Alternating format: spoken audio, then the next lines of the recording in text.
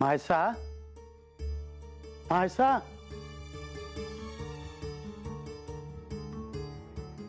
बाबा बसा.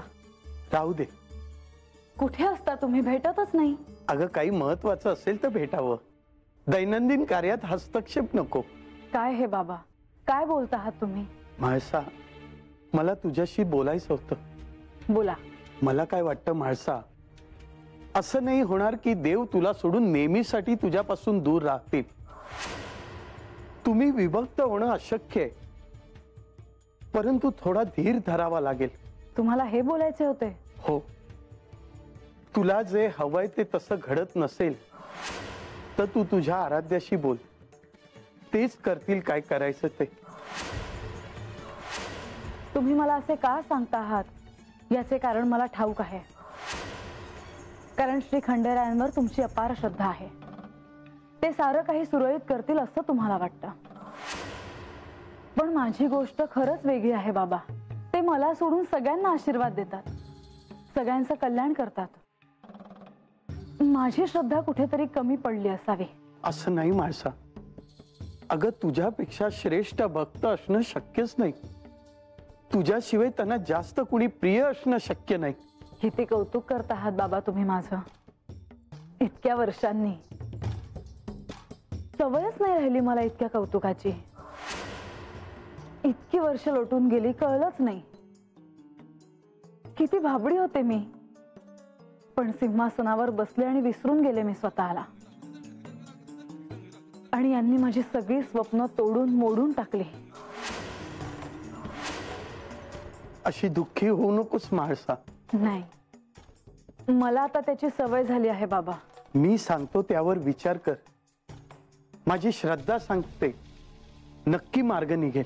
माझा तुमच्या श्रद्धेवर विश्वास आहे, पण मी गप्प नाही राहणार.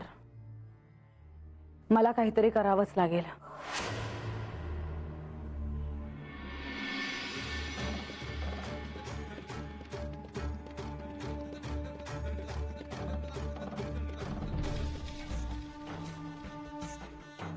बानू,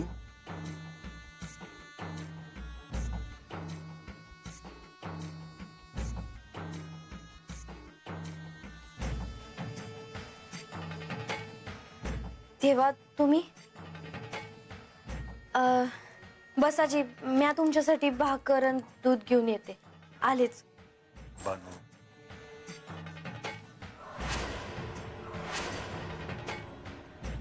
बानू मला काहीही नकोय.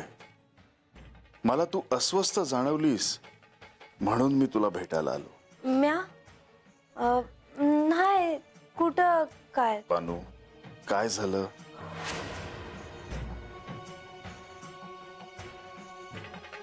खरंच काही नाही? नाही नाही जी. बरं, तुला सांगायचं नसेल तर राहू दे. पण तुझ्या मनात काहीतरी सुरू आहे हे मात्र निश्चित.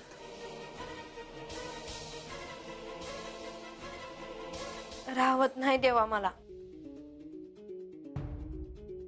आणि म्या तुमच्यापासून काय दडवून ठेवणार. देवा, तुम्ही म्हणताय ते खरं आहे. माझं मन फार सैरबैर झालं आहे. पण असं का?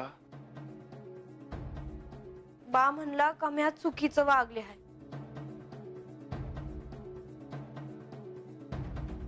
बा म्हणला का म्या तुम्हासनी हात थांबायची गळ उगा घातली. आणि माझ्या ह्या वागण्या पैच ही समजा विपरीत घडत आहे.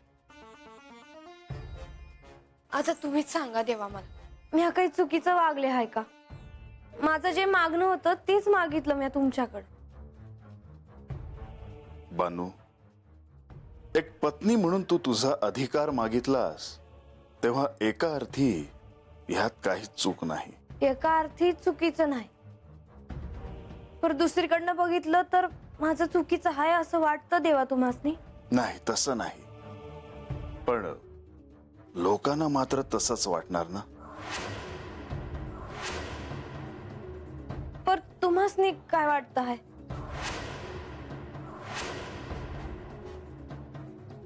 बानू, तू जे काही मागणं मागितलंस पत्नी म्हणून मागणं मागितलं, ज्यात मला काहीच अयोग्य वाटलं नाही, आणि म्हणून मी तुला इथे थांबण्याचं वचन दिलं. पण जर मला त्यात काही अयोग्य वाटलं असतं तर मी त्याच वेळी तुला सांगितलं असतं. आणि ही अशी परिस्थिती येणार आहे ह्याची मला कल्पना होती. मलाच काय, श्री विष्णूंनी देखील मला याबद्दल सांगितलं होतं. विष्णुदेवांनी? होय.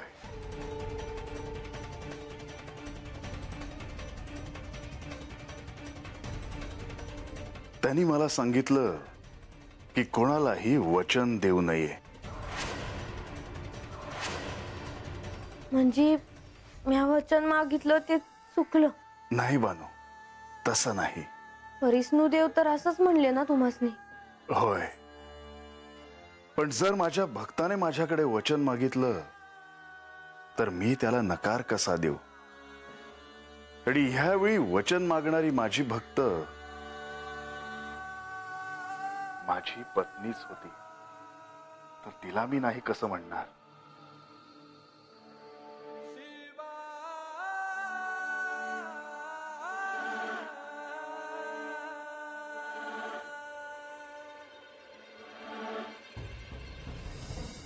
बरोबर, कुठे चालले ते?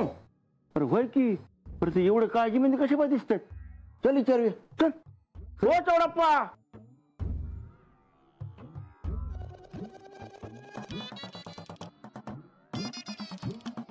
गणोबा, राघोबा तुम्ही आहे वय? अहो विचारायचं तुम्हाला. नाही, काळजीत दिसताय सा म्हणून विचारलं बघा. अरे देवीने एक लई मोठं काम सांगितलं आहे बघ मला. होय का? कंच देवावर ध्यान ठेवाया सांगितलं आहे. काय सांगताय? अरे होय, आणि साधं सुद्धा थोडीच आहे वय हे काम. पर असं कशा पायी हे काय सांगितलं आहे का नाही देवींनी? अरे आता देवगडावर कवा येणार नाही हे काय ठाव नाही. म्हणून देवी म्हणल्या की ती असं काय म्हणत्यात ती आधी हुडकून काढावं लागल. म्हणून मला देवांवर ध्यान ठेवाया सांगितलंय, म्हणजे देवीसनी कळल की देवगडावरती काय येत नाही. म्हणजे देव कशा पायी नाही म्हणतात ते कळल असं म्हणायचं वय तुम्हासनी? पर का नाही म्हणत असतील देव?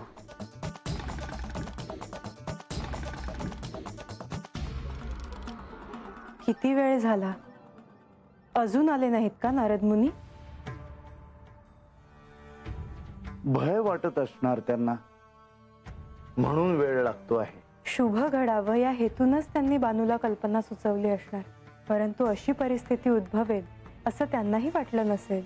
देवी, एवढं घडून सुद्धा तुम्ही त्यांचीच बाजू घेता आहात? नाही, परंतु तुम्ही त्यांना रागवू नये म्हणून म्हटलं. त्यांना तर गडावर येण्याची मनाईच करायला हवी, म्हणजे कळ लावण्याचा प्रश्नच उद्भवणार नाही. अहो, असं काही करू नका. नारायण नारायण. मी आत यावे का? या.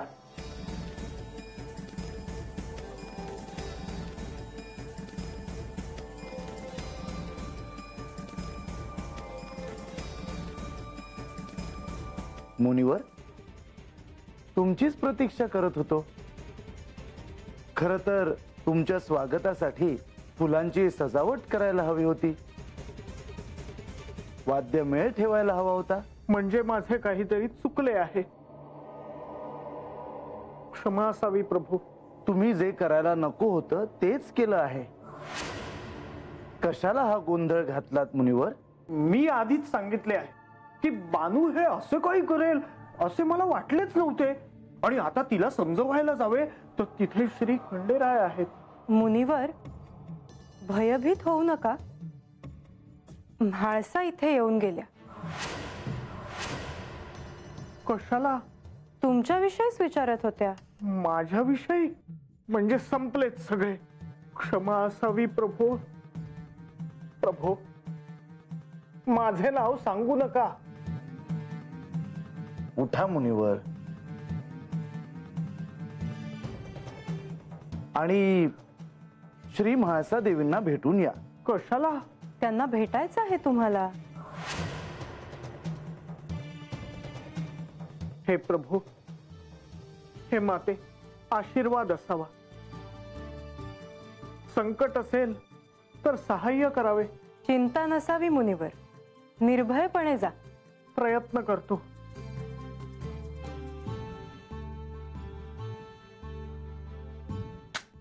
नारायण नारायण नारायण. आता श्री म्हाळसा देवींनी त्वरित भेटायला बोलवले आहे म्हटल्यावर नक्कीच त्यांचं काहीतरी महत्वाचंच काम असणार. मागे एकदा श्री म्हाळसा देवींच्या रागाला मला सामोरं जावं लागलं होतं, तेव्हा या गडावरून अख्खा दिवस मला जाता आलं नव्हतं. आता मला असं वाटू लागलं आहे की खरंच मी बानूला उगीच श्री खंडेरायांकडून वचन मागायला सांगितलं, नाहीतर आज हा प्रसंग ओढवलाच नसता. आता काय होणार कुणास ठाऊक.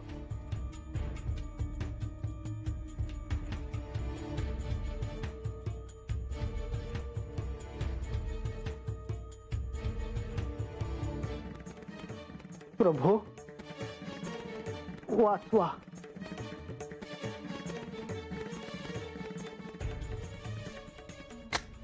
नारायण नारायण. माते, मी आत येऊ का?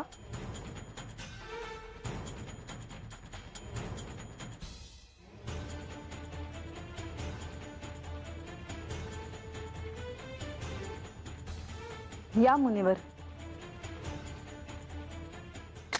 नारायण नारायण. प्रणाम देवी. आपण निमंत्रण दिलेत म्हणून मी आलो देवी. हो, त्याशिवाय तुम्ही येणार नाही. तिच्याकडे जायला तुम्हाला निमंत्रण लागत नाही मुनिवर. तसे काही नाही देवी. ते तसेच आहे. क्षमा असावी देवी, परंतु आता आख्यान होणे शक्य नाही. कारण म्हणजे देव पायथ्याशी. मुनिवर, जे ठाऊक आहे त्याविषयी पुनरुच्चार करण्याची आवश्यकता नाही. मला जे ठाऊक नाही आणि जे तुम्हाला ठाऊक आहे त्याविषयी आपण बोलूयात. मला असे काहीच ठाऊक नाही.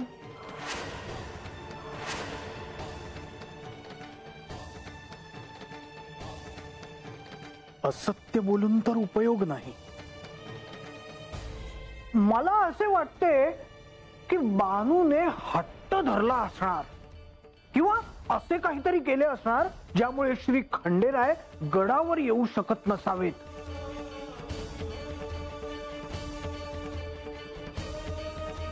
देव संकटात आहेत.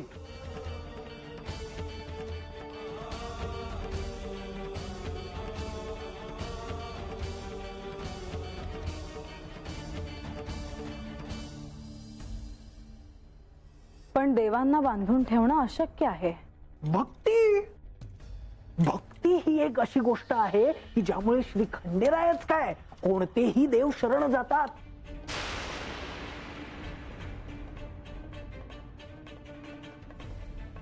म्हणजे ती सगळ्यात श्रेष्ठ भक्त आहे असे म्हणायचंय का तुम्हाला? छे, मुळीच नव्हे. आपल्या समोर ती कुणीच नव्हे. मुनिवर, तुम्हाला समस्या ठाऊक आहे तर उपाय देखील ठाऊक असेलच. नारायण नारायण.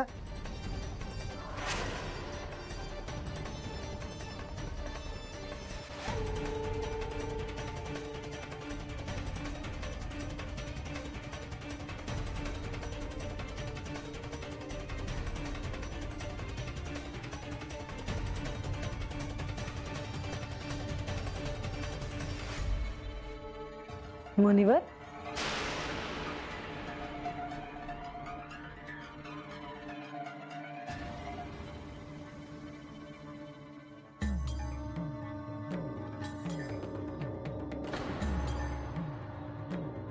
उपाय आहे. एकच उपाय आहे. माझे आराध्य प्रत्यक्ष माझे आराध्य श्री विष्णू इथे प्रधानजींच्या रूपात असताना आपण चिंता करण्याची आवश्यकता नाही देवी. आपण प्रधानजींना थेट पायथ्याशी पाठवून हा विषय मिटवून टाकावा देवी, असे मला वाटते.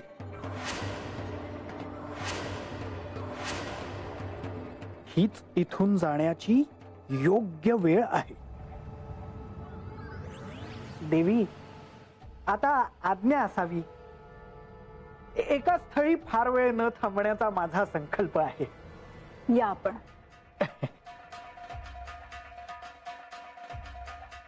नारायण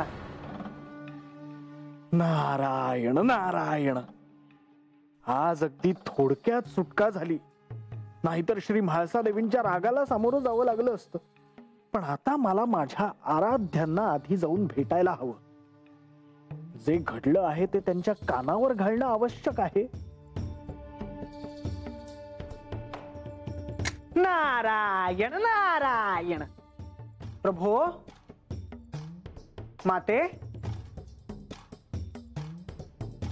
मुनिवर या. आपली भेट घेण्यासाठी आलो आहे. बोला.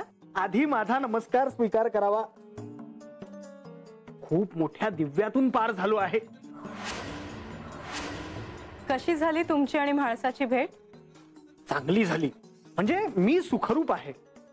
नाहीतर जर म्हाळसा देवींना कळले असते की मी बानूला हे सुचवले आहे की श्री खंडेरायांना थांबवून घे, तर आतापर्यंत श्री म्हाळसा देवींनी माझे शिळेत रूपांतर केले असते. आता त्याचा विचार करू नका.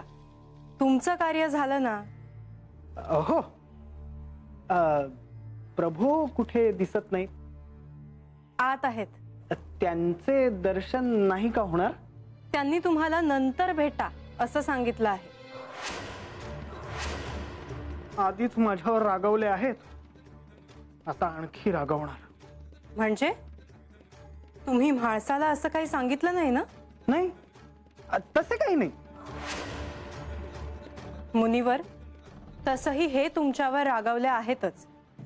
आता असं काही करू नका की हेच तुम्हाला शासन करतील. नारायण नारायण.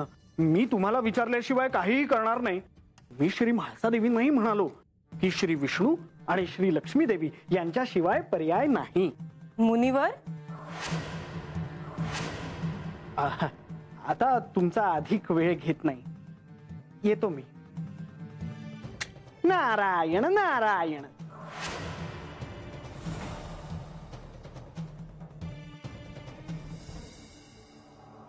आई, मला खात्री आहे श्री प्रधानजी अर्थात श्री विष्णू यांना विनंती केल्यामुळे सगळे कार्य सुकर होतील.